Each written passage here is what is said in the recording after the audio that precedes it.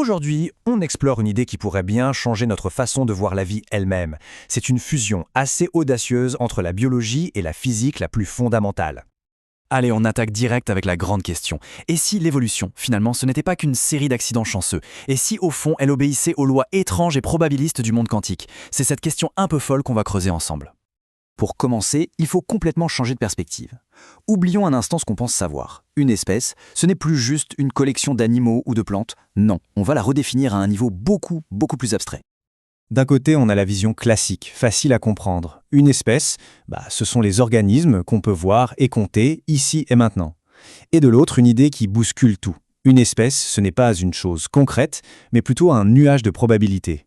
Une sorte de champ de tous les futurs possibles qui n'attendent qu'à se réaliser. En gros, le focus change. On ne s'intéresse plus à ce qu'une espèce est à un instant T, mais à tout ce qu'elle pourrait devenir. L'espèce n'est plus quelque chose de figé, elle devient une entité dynamique, définie non par son état actuel, mais par l'ensemble de ses futurs potentiels, par toutes les formes qu'elle pourrait un jour adopter. Mais alors, cette fonction d'onde, elle existe où? Pas dans notre espace physique, non. Elle existe dans ce qu'on appelle un espace des contraintes écosystémiques. Imaginez une sorte de carte, mais une carte conceptuelle avec plein de dimensions.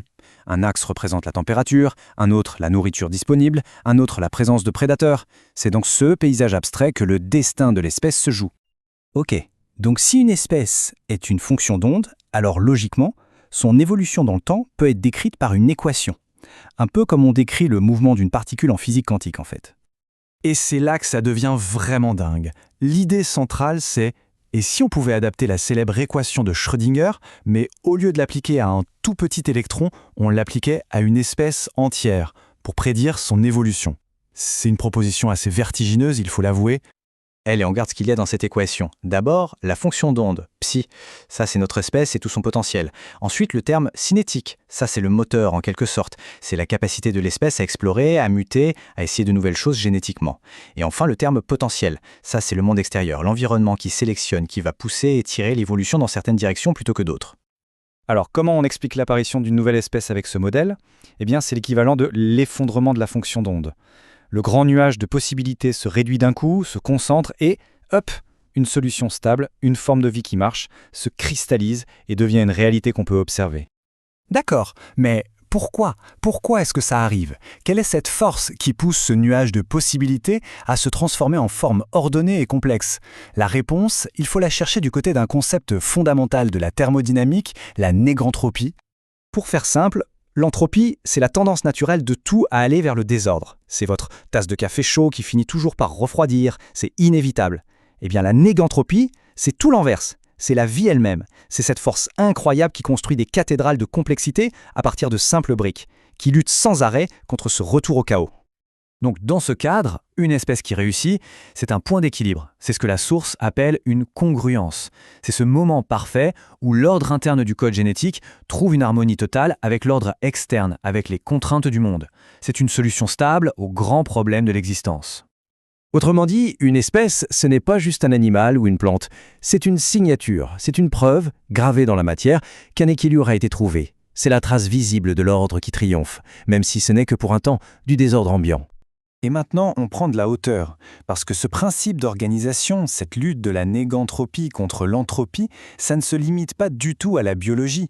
Selon cette théorie, c'est un principe fondamental de l'univers tout entier. L'idée, c'est que ce même mécanisme se répète, comme un motif, à différents niveaux de complexité.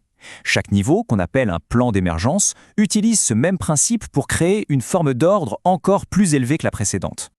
Regardons un peu cette échelle. Tout commence au niveau quantique, où le réel émerge du possible. Juste au-dessus, le niveau cosmique. La gravité organise la matière en étoiles et en galaxies.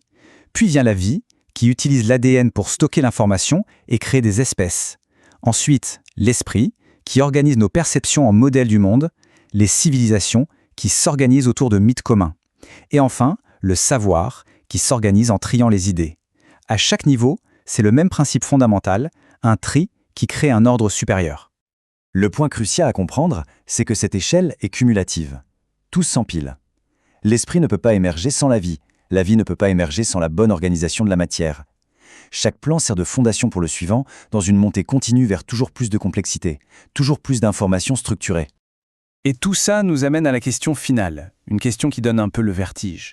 Si cette échelle est bien réelle, si l'univers est vraiment engagé dans ce processus sans fin de création d'ordre, alors, quelle est la prochaine étape?